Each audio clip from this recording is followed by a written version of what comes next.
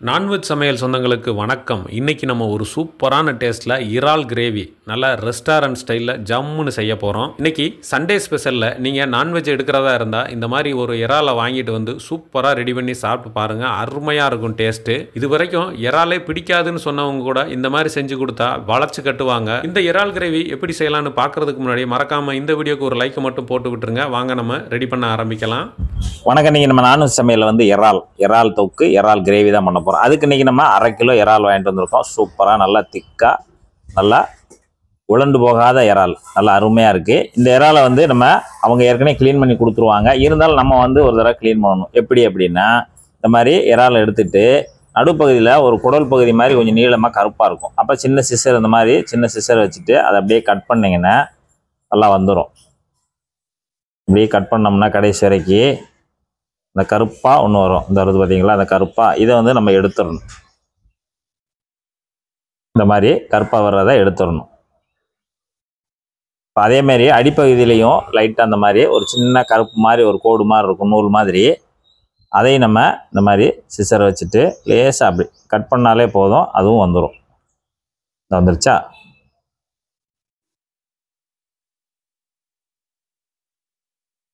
இந்த மாதிரி இருக்கும். இதையும் நம்ம க்ளீன் பண்ணிடணும். இப்போ நம்ம இறால் வாங்கிட்டு வந்துட்டு இதே போல் ஒன்று நம்ம கட் பண்ணி க்ளீன் பண்ணிக்கிறணும். அதுதான் முக்கியம். இந்த கருப்பு குடல் பகுதி மாதிரி இருக்கும், இந்த மாதிரி இருக்கும். இதைத்தான் நம்ம க்ளீன் பண்ணி எடுக்கணும். இப்போ இதே போல் நம்ம இறால் எல்லாத்தையுமே க்ளீன் பண்ணி எடுத்துக்கிறணும். எடுத்து தனியாக வச்சுருங்க. இப்போ நம்ம எல்லாத்தையும் நல்லா க்ளீன் பண்ணியாச்சு. நல்லா க்ளீன் பண்ணோடனே இப்போ நம்ம அலசிக்கிறணும். போட்டு ஒரு 2 தடவை நல்லா அலசி எடுத்துருங்க. ஒரு 2 தடவை நல்லா அலசி எடுத்துருங்க. 2 தடவை தண்ணி விட்டு அலசி தனியாக, தண்ணியே இல்லாமல் நல்லா லைட்டாக பிழிஞ்சிட்டு தனியாக எடுத்து வச்சுருங்க. இப்போ நம்ம 1/2 கிலோ இறாலையும் நல்லா அந்த குடல் பகுதி எல்லாத்தையும் நீக்கிட்டு 2 தடவை நல்லா கழுவிட்டு எடுத்து வச்சுருக்கோம். அதுக்கடுத்து இப்போ நம்ம அலசி எடுத்தாச்சு. அலசி எடுத்த இறாலை இந்த மாதிரி சின்ன பாத்திரத்தில் போட்டு ஒரு 1/4 டீஸ்பூனு உப்பு, ஒரு 1/4 டீஸ்பூனு மஞ்சள் தூள், ஒரு 1/4 டீஸ்பூனு தனி மிளகாத்தூள். இப்போ நம்ம வந்து இந்த இறால் தொக்கு வைக்கிறதுக்கு முன்னாடி நல்லா இறாலை க்ளீன் பண்ணிவிட்டு இந்த மாதிரி மஞ்சள் தூள், உப்பு, மிளகாத்தூள் எல்லாத்தையும் போட்டு ஒரு தடவை நல்லா கலந்து வச்சிட்டோம் அப்படின்னா நம்ம ஒரு 10 நிமிஷம் 20 நிமிஷம் முன்ன பின்ன தயார் பண்ணிக்கலாம். அதுவும் நல்லா இதில் நல்லா மசாலா ஊறி வந்துடும். அதுக்காக அவ்வளோதான். இப்படி நல்லா கலந்துட்டு இது ஒரு பக்கம் இருக்கட்டும். நம்ம கிரேவி பண்ண ஆரம்பிக்கலாம். இப்போ நம்ம இறால் கிரேவி வைக்க போகிறோம். அதுக்கு நம்ம கடாய், கொஞ்சம் அகலமான கடாய், கனமான கடாய் அடுப்பில் வச்சுட்டு எண்ணெய் வந்து கடலெண்ணெய் ஒரு 50 ml, கடலெண்ணெய் ஒரு 50 ml சேர்த்துட்டு ஒரு 1/2 டீஸ்பூனு சின்ன சீரகம், ஒரு 1/2 டீஸ்பூனு எண்ணெயில் நல்லா பொரிஞ்சு வரட்டும். இப்போ நமக்கு ஜீரகம் நல்லா பொரிஞ்ச உடனே இப்போ 200 கிராம் வெங்காயம், பெரிய வெங்காயத்தை எடுத்து நல்லா கட் பண்ணி வச்சுருக்கோம். அதுவும் நல்லா பொடுசாக கட் பண்ணி வச்சுருக்கோம். எதுக்காக அப்படின்னா நமக்கு சீக்கிரம் ரெடி பண்ணிடலாம். அதுக்காகத்தான் நமக்கு கிரேவி சீக்கிரம் ரெடி ஆகிடும். இந்த மாதிரி பொடுசாக வெட்டி பண்ணும்போது நம்ம வெட்டின வெங்காயத்தை நல்லா இந்த மாதிரி உதுத்து விட்டுருங்க. வெங்காயம் வந்து நம்ம எக்ஸ்ட்ரா இதுக்காக வந்து இந்த 1/2 கிலோவுக்கு நமக்கு அப்படியே அந்த கிரேவி கிடச்சிச்சின்னா தொட்டு சாப்பிட நல்லாயிருக்கும். ஒரு சப்பாத்தி, தோசை, இட்லி, அந்த தொட்டு சாப்பிட்றதுக்கு கிரேவி வேணும்னா கொஞ்சம் நம்ம எக்ஸ்ட்ராவாக வெங்காயமும் தக்காளியும் சேர்க்கணும். இப்போ அதுக்காக தான் நம்ம ஒரு 200 கிராம் 3 வெங்காயம் சேர்த்தாலே போதும். சின்னதாக 2 மிளகாய் இந்த மாதிரி கொஞ்சம் சின்ன சின்னதாக வெட்டிட்டு நம்ம 2 மிளகாய் சின்னதாக சேர்த்துக்கலாம். நம்ம அடுப்பு நல்லா ஹை ஃப்ளேமில் வச்சுட்டு நல்லா செவக்க நல்லா வதக்கிடணும். வெங்காயத்தை வந்து நல்லா செவக்க வதக்கிடணும்.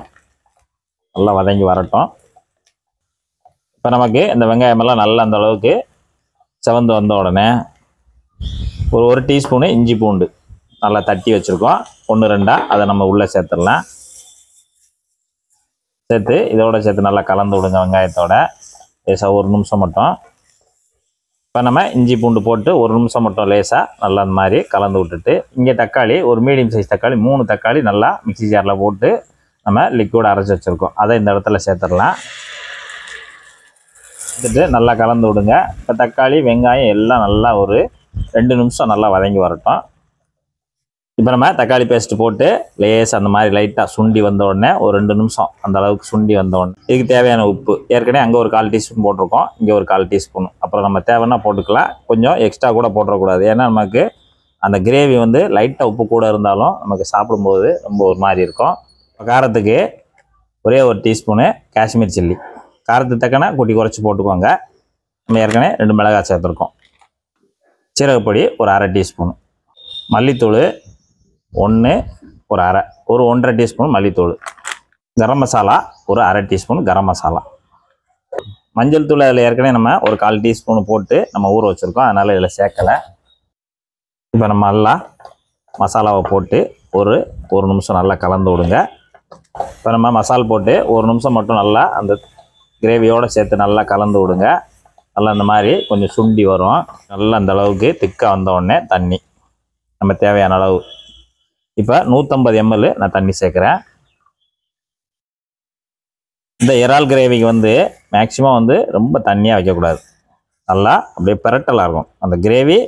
நம்ம வந்து சாப்பிட சோறு இந்த மாதிரி அதுக்கெல்லாம் அப்படியே பேஸாக இந்த கிரேவியும் பெசரி அந்த பீஸையும் எடுத்து சாப்பிட்ற மாதிரி அந்த அளவுக்கு தான் நம்ம வைக்கணும். ரொம்ப குழம்பு மாதிரியெல்லாம் ரொம்ப குழம்பாக வச்சிடக்கூடாது இந்த இறால் கிரேவியை பொறுத்த அளவில்.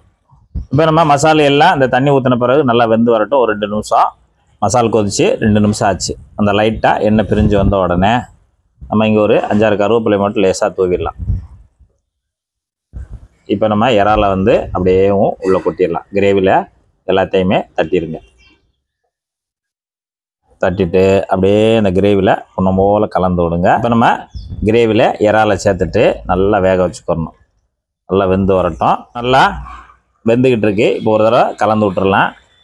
நல்லா சூப்பராக அந்த மசாலு அந்த இறால் நல்லா உள்ளே பிடிக்கணும். இறாலில் மசால் பிடிச்சா தான் சாப்பிடும்போது நல்லா டேஸ்ட்டாக இருக்கும்.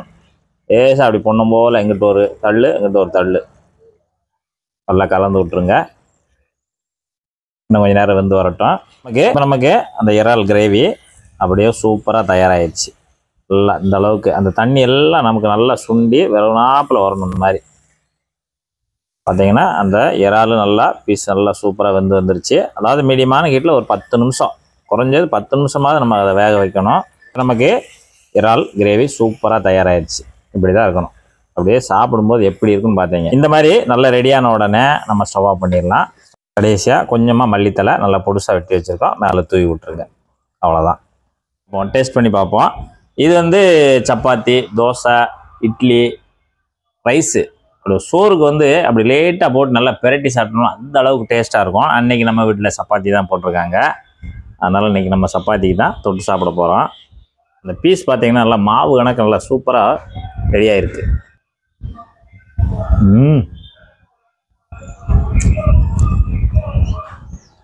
அருமையாக இருக்கும். ரெடி பண்ணி வச்சுட்டு எங்கேயும் போயிடாதீங்க, திரும்பி வரும்போது இருக்காது. 1/2 கிலோவுக்கு மொத்தமே 1 கிண்ணம் தான் இருக்குது. அந்த அளவுக்கு டேஸ்ட் அருமையாக இருக்குது. இதே போல் இதே மெத்தடில் நீங்களும் உங்கள் வீட்டில் செய்து பார்த்து சாப்பிட்டு பார்த்துட்டு எப்படி வந்ததுன்ற கமெண்ட்ல சொல்லுங்கள். நன்றி, வணக்கம்.